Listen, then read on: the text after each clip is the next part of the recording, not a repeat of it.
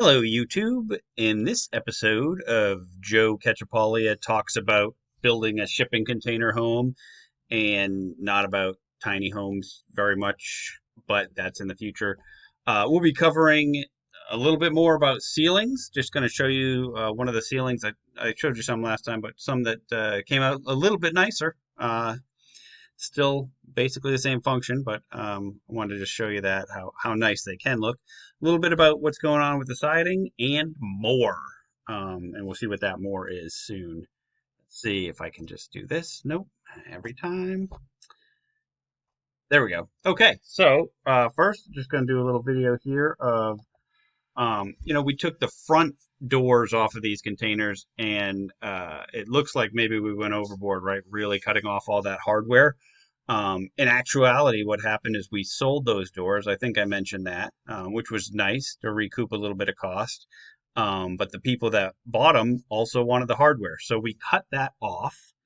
So that's what's going on there. And obviously, they used I don't know, something that makes fire because maybe a plasma cutter. I'm not really sure, to be honest. I didn't ask.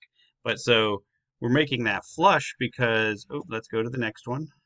What we're doing, we cut pieces out of the walls and they're being welded to the front here.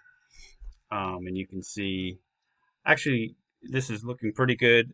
Across the top and the bottom, they're going to weld some corner pieces to be able to seal that all up nice and tight.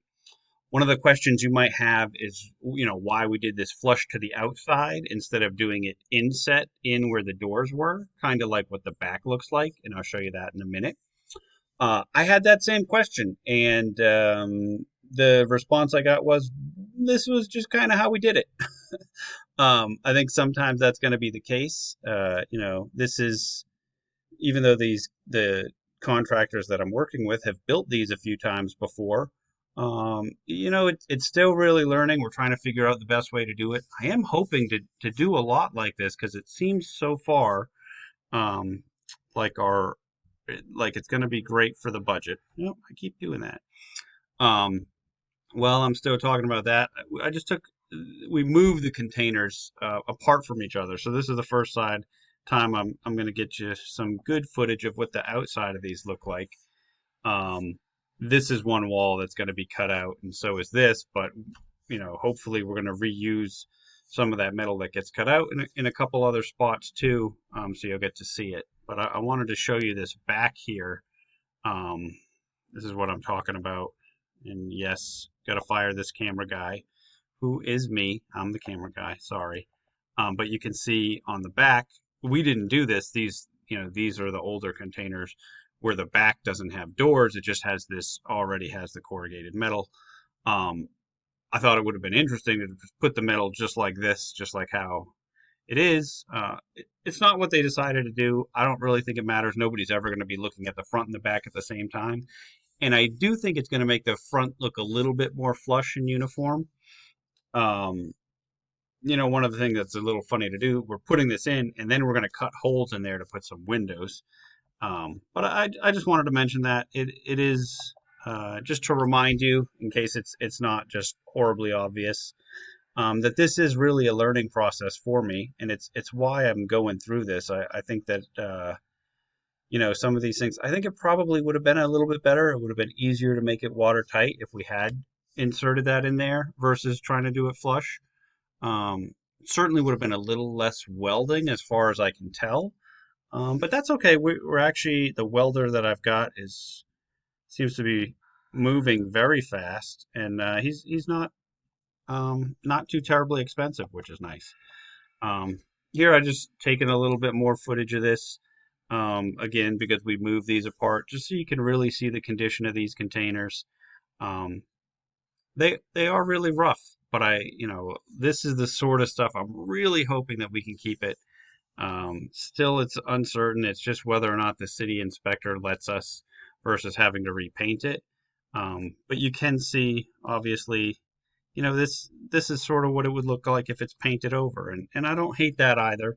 I don't like the idea of having to paint if there's no great reason to do so. Uh, you know, these surfaces should last a very long time.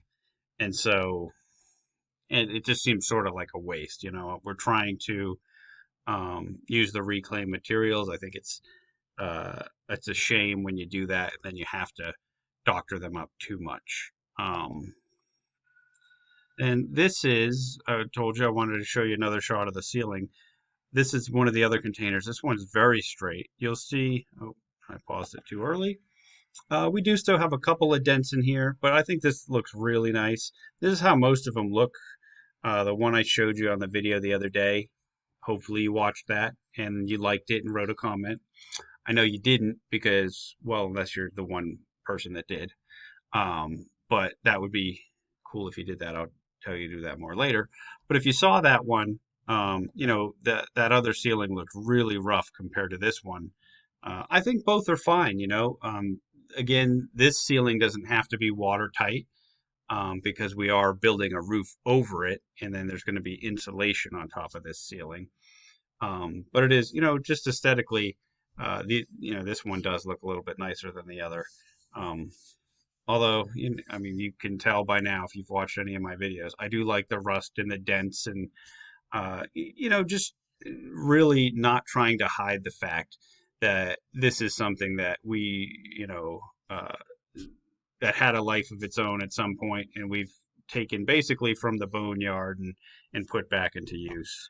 Um, and then, oh, the last thing I want to talk about today, uh, probably not really the last thing. The other, I mean, you know it by this point that, especially when I'm recording late in the day, I am just going to ramble, and I'm sorry.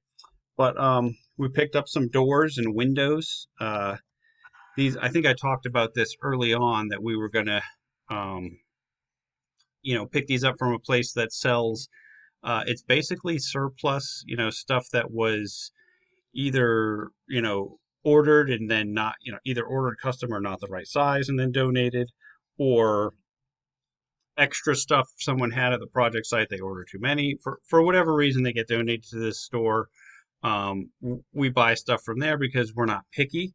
All these windows and doors that you see here all together cost about $1,200 from there, which was just really amazing. It's something that you can do um, when for me, because I'm not trying to make this an aesthetically um, beautiful piece, right? I can have different kinds of windows. It doesn't matter that the sizes don't match up perfectly.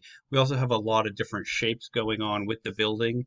So, if I have two matching windows on the front side and then two that match on the back, but they don't match each other, it's not as obvious as if you were just building a regular stick-built symmetrical home. And so, you know, it gives us the opportunity to save some money, to use some materials that they're not used. This isn't like a recycled, but it is something that has gotten taken out of the supply chain basically, and is only used by builders that are doing these sort of one-off projects that would go and buy this. Um, and so it's a resource that we're definitely going to use as much as we can. Um, and like I said, getting all these windows and doors for about $1,200 is really just unbelievable. They are double pane windows. It is a really nice front door. Um, Probably if I went and bought these, it'd be at least $2,500, but I really think closer to 3,000. Um, I think 8 or 10 windows, some of them being really large. I mean, I don't know if you've ever shopped for windows. You can spend 500 or 600 bucks on a single window all day long, and I mean even upwards of that. And so that was a great little score that we got. I'm gonna just keep doing that because as I have more projects, uh, even if I find a couple that don't fit this one, like we actually got one extra window that doesn't fit in the plans, and either we're going to add it and just change the plans a little bit because it's nice to have all that extra openness, and or I'll use it on the next one. um, and I guess speaking of the next one, I've been talking about the my second project, the tiny home for quite a while. I still don't have the plans for it. Um, Yesterday was the third or fourth deadline that the architect had given me because he keeps just pushing it back. Apparently, he's having a rough time. I think he's been sick a few times in the month that since we agreed on doing this project, which is unfortunate. But he assures me this afternoon we're getting it. So hopefully, next couple of days I'll have another video out where I'll talk a little bit more about that tiny house project. But we'll see. In the meantime, like, subscribe, comment. Uh, all of you who are watching to the end, I really appreciate that. I realize sometimes at the very end I just sort of go blah blah, and I apologize for that. I've noticed other YouTubers have a hard time with their endings too. There's not like one because I'm not using a script, I'm not doing takes, and I don't have any sort of outro. I'll work on it though. All right, I'm sorry about that. Um, but yeah, so until those tiny plants come in, have a great day. Oh, sorry about that. Have a good one. See you, YouTube. Later. Bye.